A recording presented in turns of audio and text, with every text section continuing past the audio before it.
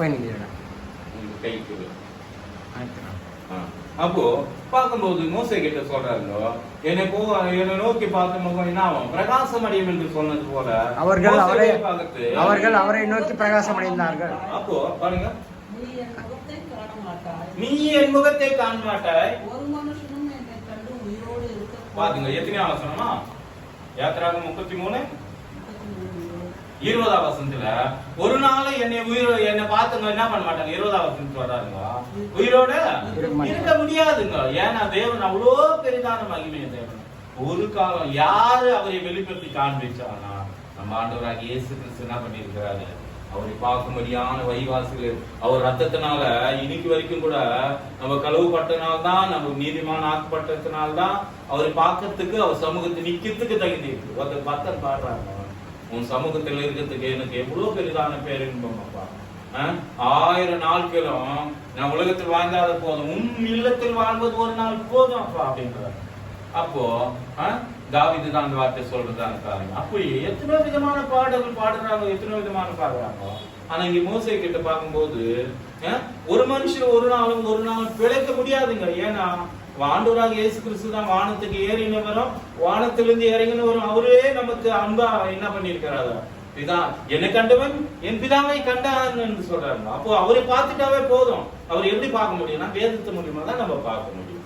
வேதம் இல்லாத எதுவுமே நம்ம பார்க்க முடியும். அதனால்தான் வேதத்தை படிங்க சொல்றோம்.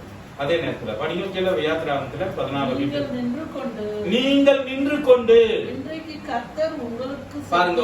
இன்று நீங்க நின்னுக்குங்க, ஒண்ணுமே பண்ணக்கூடாது. நீங்க நம்ம கூட விசுவாசத்தெல்லாம் நிக்கணும். ஒரே வார்த்தை என்ன தெரியுமா, தேவனே நீங்க எனக்காக என்ன பண்ண முடியும், யாவையும் செஞ்சு முடிச்சிட்டீங்க.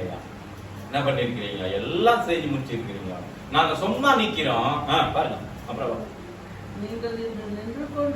நீங்கள் நின்று கொண்டு இன்று கர்த்தர் உங்களுக்கு செய்யும் பாருங்க, கர்த்தர் உங்களுக்கு செய்யும் ரட்சிப்பை பாருங்கள். ரட்சிப்பை பார்க்கணுமா, அவரு நமக்கு நின்னுக்குனா போதுமா. நம்ம கஷ்டப்பட சொல்லிங்க இல்ல வேறு சிந்து சொல்ல எதுவுமே சொல்ல, நம்ம நின்னுக்கணும், ஒரே நின்னுக்கணும். அதனாலதான் எல்லாரும் ஜபம் பண்ணும்போது எல்லாரும் ஏந்து தேவனுக்கு ரெஸ்பெக்ட் பண்ணலாமே அப்படின்ட்டு நம்ம என்ன பண்றோம், ஒரு சிலர் ஏந்துக்கின தேவன் முன்பாக நிக்கிறோம். அதே நேரத்துல முழங்கால் போட்டு நிக்கிறோம். அதனால நம்ம சங்கீதத்துல 2வது அதிகாரத்துல யாவரும் 2வது அதிகாரத்துல 11 வசனத்தை பாருங்க, வாசிங்க.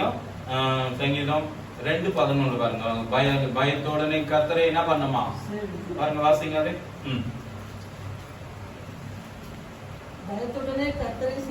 பாருங்க, பயத்தோடனே கர்த்தரை செய்வீங்கள், பாருங்க நடுக்கத்தோடனே களி கூறணும். தேவன் சமூகத்தில் வந்துட்டாவே பயம் நடுக்கும் 2 இருந்தா தேவனுடைய வாழ்க்கையில நாம் ஜெயிக்கிறீங்களா இருக்கிறோம். நீங்க சும்மா நின்னுக்குங்க அப்படின்னு சொல்லிட்டு அப்புறம் யாத்திராகத்துல படிமா அப்புறம் விட்டு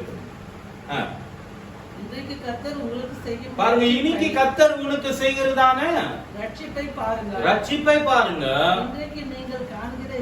பாருங்க இன்னைக்கு காண்ற எகிப்தினால் பாவமான உலகம்.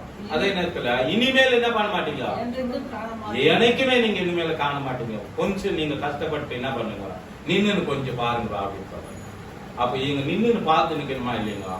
இங்க வார்த்தை வாயெல்லாம் வர்றது எல்லாமே வேறதான் இருக்குது. கீழே அப்புறம் வசனம், கர்த்தர் உங்களுக்காக இந்த வசனம் தாங்க நம்மளுக்கு எல்லாரும் சொல்றதான வார்த்தை. நமக்காக யாரும் யுத்தம் பண்ணணும், தேவன் யுத்தம் பண்ணணும். நம்ம சும்மா இருந்தோம். அதே 46 சங்கீதத்துக்கு கூட கர்த்தர் என்ன சொல்றாங்க, நமக்காக யுத்தம் பண்ணுகிறவர் இருக்கிறார். நம்ம சும்மா இருக்கணும். நம்ம இருக்கிறது எல்லாமே சும்மா தான். வாய்த்து நம்ம போய் நிக்கணும், அவ்வளவுதான். கோலியாத்து கூட போய் என்ன பண்றாருன்னா, கோலியாத்து முன்ன யாரு இவரு நம்ம தாவீது கூட போய் நிக்கிறாங்க.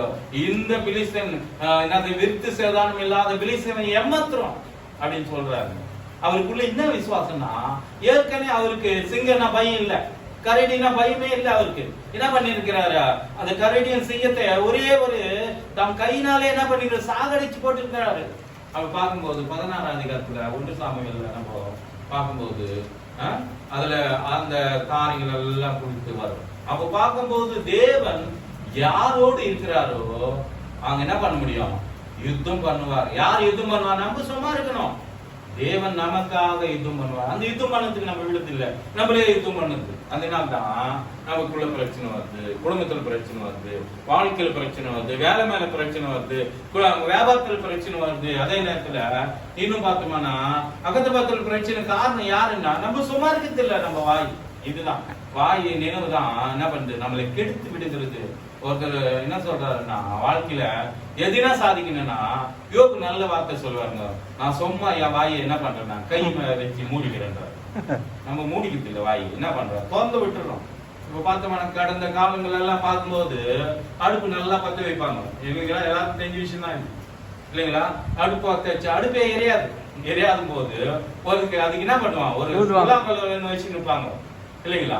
வச்சுக்கிட்டு என்ன பண்ணுவாங்க, அது ஊதி ஊதி ஊதி என்ன பண்ணுவாங்க பெருசாக்கி நெருப்பு கொஞ்சம் பெருசாகும். நம்ம இஸ்திரி பெட்டி கூட போடும்போது அது என்ன பண்ணுவாங்க, அது நெருப்பெல்லாம் கொஞ்சம் இருக்கும், அதுல கொஞ்சம் ஏதோ ஒண்ணு ஊத்திட்டு பத்த வச்சுட்டு அதுக்கு குழாங்கல் வச்சு. அந்த காலத்துல ரொம்ப கஷ்டமான நிலைமை. இப்பதான் என்ன பட்டன் சுவிட்சை போட்டா எல்லாமே வேலை நடக்குது.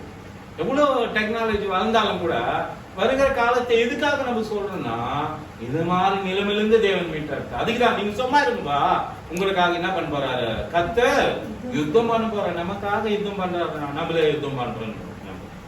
நம்ம யுத்தம் பண்ணோம்னா நம்ம ஜெயிக்க முடியுமா? இன்னும் சங்கீதத்துல எத்தனை வசனம்னா நீதிமொழிகள் நினைக்கிறேன் 21 அதிகாரம் கடைசி வசனத்துல வாசகம் யாருனால நமக்கு வெற்றி வருதுன்னு பாருங்க. நீதிமொழிகள் 20 கடைசியா, வேற 21 கடைசியா பாருங்க. ஜெயமோ யாருன்னு பாருங்க. கடைசி பாருங்க எத்தனை வசனம், 21. பாருங்க, குதிரை நான் யுத்த நாளுக்கு என்று ஆயத்தமா இருக்கும். பாருங்க ஜெயமோ யாருனால வருங்க, யுத்தம் பண்ணத்துக்கு. குதிரை யுத்தம் பண்ணத்துக்கு எதுவுமே தடை பண்ணாதுங்க. அந்த குதிரையுடைய வாழ்க்கை பார்த்தோம்னா அதுக்கு கண்ணுக்கு 2 கட்டிடுறாங்க, அவ்வளவுதான். கட்டிட்டா போதும், வாய்க்கு ஒரு இது கவச்சம் போட்டுறாங்க. போட்டு உடனே எப்படியாப்பட்ட யுத்தம்னாலும் முன்ன போயினே இருக்கும். எவ்வளவு ஸ்பீடு போகணுது இந்த குதிரையுடைய பலம். அதான் யோகு கூட சொல்லுவாருங்க, நம்ம 10 அதிகாரம் 14 15 அதிகாரத்துல என்ன சொல்றேன்னா அந்த குதிரைக்கு யாரு அந்த அவ்வளவு வீரத்தை குத்தாங்க, அவ்வளவு பலத்தை யாரு குத்தாங்க, அந்த பலத்துக்கு யாரு பிடிக்கும். நம்ம எதுக்காக அந்த உயிர் செத்து போறோம்னு பயம் வருது. இந்த உயிருக்காக இவ்வளவோ பயந்து போறோம் இல்லைங்களா. இந்த உயிர் தந்த தேவன் அதை பாதுகாக்கணும்னு நமக்கு தெரியுது. அது நமக்கு தெரியாத நம்ம என்ன பண்றோம், இங்க ஓடுறோம் அங்க ஓடுறோம் எங்கெங்கோ ஓடுறோம். ஆனா இன்று உயிரை எடுத்தா நீ என்ன பண்ணுவ அப்படின்னு ஆஸ்தி சேர்த்துங்க பாத்துக்கிறாங்க. ஆஸ்தி பல ஆஸ்திய ஒரு வீடு இல்ல 2 வீடு இல்ல, இன்னும் கொஞ்சம் சேரி சேர்த்த போயிருக்கலாம். எல்லாம் ஆஸ்தி இருக்குது அவருக்கு. இருக்கும்போது இன்று உன் ஆத்மா எடுத்தா தேவன் என்னது மூடனே என்றாருங்க. அதே நேரத்தில் பைத்துக்காரனே என்று தமிழ் சொல்றப்படுது. அப்போ நம்ம எவ்வளவுதான் சேர்த்தாலும் ஒன்று நம்ம என்ன பண்ணலீங்க, பூமியில இருந்து இந்த நம்ம பிறக்கும் போது ஒண்ணு வரல, ஒண்ணும் என்ன பண்ண போறது இல்ல, ஒண்ணுமும் போறது இல்ல. அது நம்ம புரிஞ்சிச்சுன்னா உயிர் கூட நம்ம பயப்பட மாட்டோம். இயேசு கிறிஸ்து கூட 3 நாள் சமாதி உள்ள இருந்தாருங்க, 3ஆம் நாள் உயிரோடு எழுந்தாருங்க. அவர் பிதாவாக தேவன். நம்ம 1 கொரிந்தியர் வாசிக்கலாம் பாருங்க, 10ஆம் அதிகாரம் அதுல இருந்து 10ல இருந்தே அது கூட வாசிக்கலாம். 1 கொரிந்தியர் 10ஆம் அதிகாரம் 10ல இருந்து இல்ல 8ல இருந்துனா வாசிங்க, இல்ல 9ல இருந்து வாசிங்க. பாருங்க அங்க கூட விசுவாசத்தை பற்றி தான் சொல்லப்படுகிறது. 1 கொரிந்தியர் 10ஆம் அதிகாரம். இப்படி இருக்க சகோதரரே பாருங்க, நீங்கள் எவைகளை அறிய வேண்டும் என்று விரும்புகிறீர்களோ இருக்கிறேன் என்றால் நம்மளுடைய பிதாக்களை எல்லாரும் பாருங்க மேகத்துக்கு கீழே இருந்தாங்க. நம்ம மேகத்துக்கு கீழே அவங்க பார்த்தோம்னா மோசே வாழ்க்கை அந்த இங்க நம்ம யாத்திரா 14ஆம் அதிகாரம் 15 கூட நீங்க வாசித்து பார்த்தோம்னா அவர் மோசே போய் ஒரே ஒரு கோலை போட்டு என்ன பண்றாருங்க, ஒரு சும்மா போட்டுப்பா அப்படின்றாருங்க. கோலை எடுத்து அந்த சமுத்திரத்தை நம்மளால பண்ண முடியுமா? அது மாதிரி அற்புதம் பண்ணுங்களா இந்த நம்ம என்ன பண்ண வாழ்க்கைகளை மாத்தி போட்டுருப்போம், சொந்தமா ஆகிட்டு இருப்போம் எவ்வளவோ சொத்துக்களை இல்லையா. ஒரு மோசே சொன்னா எல்லாமே நடந்துனுக்குது. தண்ணி மேல போட்டா ரத்தம் ஆயிடுது. அவர் எங்க கை வச்சா என்ன ஆகுதுங்க, சமுத்திரமே 2ஆ பிழையுது. இந்த பக்கம் செவரு போல ஆயிடுது, அந்த பக்கம் செவரு போல கீழே மத்தியில ரோடு போல ஆகி அங்க நடந்து வராங்க. ஆனா பார்வன் தெத்தின்னு வரும்போது கூட என்ன பண்றாங்கன்னா, நீ அங்க வரட்ட நீ போப்பா உன் விசுவாசத்துல அப்படின்றாருங்க. அங்க முழுசா வரும்போது எத்தனை ரதம்னா 600 ரதமா ஒன்னு ரெண்டு இல்ல, தங்கமான ரதம் இல்லைங்களா? அவங்க அங்க ராஜாக்கள் அந்த இருக்கும்போது அது எல்லாமே கழுத்து போட்டவரை துதிங்கள், கர்த்தர் நல்லவர் என்று 15வது அதிகாரத்துல நம்ம பார்க்க முடியும். தேவனை துதிக்கிறாங்க, தேவனை துதித்து துதித்து துதித்து ஆர்ப்பரிக்கிறாங்க. தேவன் செய்த நன்மை நினைச்சு பார்த்து இந்த யாத்திராக புத்தகத்துல 15வது அதிகாரத்துல வாசிக்கும் போது 15:26 மட்டும் வாசிக்கலாம் பாருங்க. யாத்திராகம் 15:26 நிர்கம காண்டம் 15 கர்த்தர் நானே. கர்த்தருடைய சத்தத்தை கவனமா கேட்கணுமா? கேட்கறது தாங்க ரொம்ப முக்கியம்.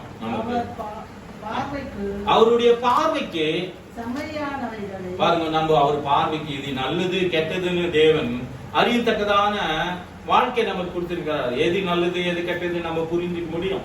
ஏன்னா அதுதான் தேவன் செய்யற நன்மை. நல்லதெல்லாம் தேவன் இடத்துல இருந்து வருது, தீமையெல்லாம் பிசாசின் இடத்துல இருந்து வருது.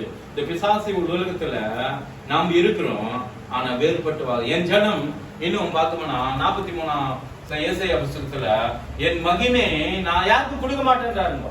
அவர் மகிமை எதுக்கு கொடுக்க மாட்டாருன்னா வீணா நம்ம பயன்படுத்திடுவோன்றதுக்காக தான் தேவன் என்ன பண்றாருங்க. அவர் செய்த என்ன விசுவாசிக்கிறவன் என்னை காட்டி என்ன பண்ண முடியும், பெரிய காரியங்கள் செய்ய முடியும் சொல்றாருங்க. ஆனா மகிமை பரிபூர்ணமான ஆசீர்வாதமும் பரிபூர்ணமான மகிமை யார் பெற்றாங்கன்னா ஆதாமு தான் பெற்றாருங்க. ஆதாமுக்கு என்ன ஆச்சுன்னா எல்லா சிங்கம் மிருகம் எல்லாத்துக்கும் பேர் வச்சது மட்டும் இல்ல, அது ஒண்ணுமே அவர் பண்ணல. இப்போ நம்ம எதனா சிங்கம் ஒண்ணு போய் நிக்க முடியுமா? நம்மளால அவர் முன்ன வந்து நின்று பேர் வச்சுக்கு போதுங்க பின்னால இல்லைங்களா? சிங்கம் வச்சுக்கும் போது கரடி யானை இதெல்லாம் எவ்வளவு கோபமா இருந்தா இப்ப பாக்குறோம். நம்ம முதல் இருக்கிற ஆதாம் கிட்ட வரும்போது இவங்க எல்லாத்துக்கும் யாருக்கு பேர் வச்சதுன்னா ஆதாம தான் பேர் வைக்கிறாங்க. அது மட்டுமல்ல பாருங்க, வாசிங்கம்மா அது இப்ப வாசிச்சாரு 15:26.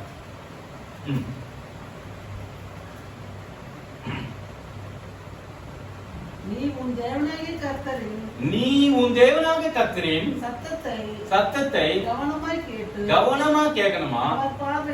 அவர் பார்வைக்கு செவையானவைகளை செய்து அவருடைய கட்டளை, ஏன்னா அவரு கட்டளை வேதம் தான், அதை நம்ம பின்பற்றும் போது செவி கொடுத்து அவருடைய நியாயங்களுக்கெல்லாம் யாவையும் கை கொள்ளும் போது பாருங்க, எகிப்துக்கு இருக்குதான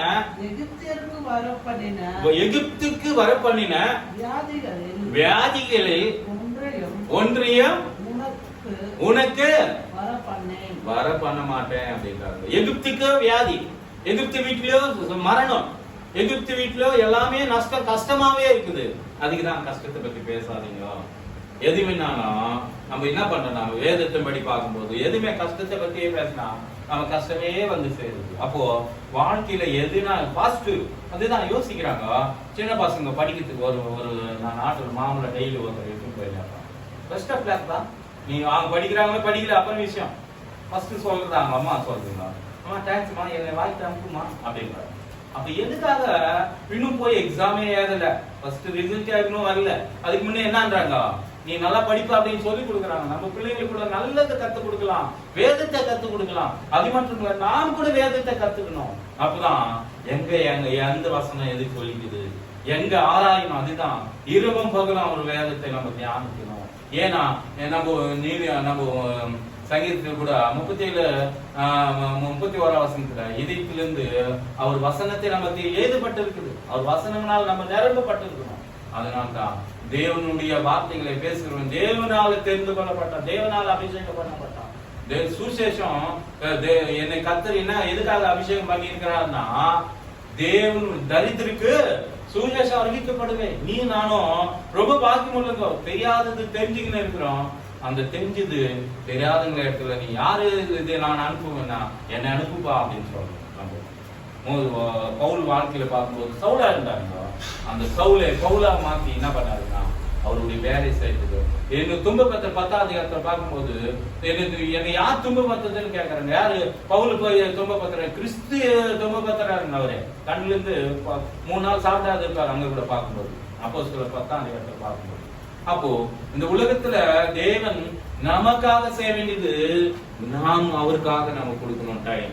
ஏன்னா பொறுமையோடு காத்திருந்து அவர் நல்லது செய்வார் என்று நம்ம விசுவாசத்துல என்ன பண்ணனா, எதையுமே ஆகட்டும் அவருக்காக நம்ம செய்யும் போது, அவருக்காக காத்திருக்கும் போது, அதிகம் நம்ம ஜெபிக்கிறதெல்லாம் கூட நம்ம விசுவாசம் தான் கேட்கணும். அப்போ விசுவாசம் இடத்துல தேவன் என்ன பண்றாருங்க, அற்புதம் பண்றாருங்க. விசுவாசம் இல்லாத இடத்துல தேவன் அற்புதமே பண்ணதில்லை. அற்புதங்களுக்காக ஒரு சிலர் வருவாங்க, ஆனா அற்புதம் பெற்றதுன்னு இல்லாம போயிடுவாங்க. ஆனா ஒரு சிலர் அப்பத்துக்காக வந்தாங்க இயேசு கிட்ட. எல்லாரும் அந்த இப்ப வாசிச்சோம் நம்ம மார்க் 4ஆம் அதிகாரத்துல 5ஆம் அதிகாரத்துல பார்க்கும்போது, அவரு தேடி வந்தது எதுக்காகன்னா, அப்பம் கொடுப்பாரா, நல்ல கறி சாப்பாடு கொடுப்பாரான்னு இயேசுவை தேடி வராங்க. அவங்க விசுவாசத்துக்கு பார்த்து என்ன பண்ணாங்க, அற்புதம் பண்ணது இல்லைங்க தேவன். அப்போ நமக்கு கூட தேவன் அற்புதத்துக்காகவே தேவனை நம்ம தேடுறதில்லை. நம்ம வாழ்க்கையை இன்னொரு நாள் கொடுத்துருக்கு. இன்று காண்றதான எகிப்து இனிமேல் காண மாட்டேங்க என்று அங்க யாருக்கு சொன்னாருன்னா, அந்த எகிப்தில் உள்ள ஜனங்களை காட்டி இஸ்ரவேல் ஜனங்களுக்கு வெற்றி வாழ்க்கையை தேவன் அருளினார் என்று நம்ம அந்த 14ஆம் அதிகாரத்துல பார்க்க முடியும். இதுல வாசிங்க 1 கொரிந்தியர்ல மிச்சம் வசனங்களை பார்க்கலாம்.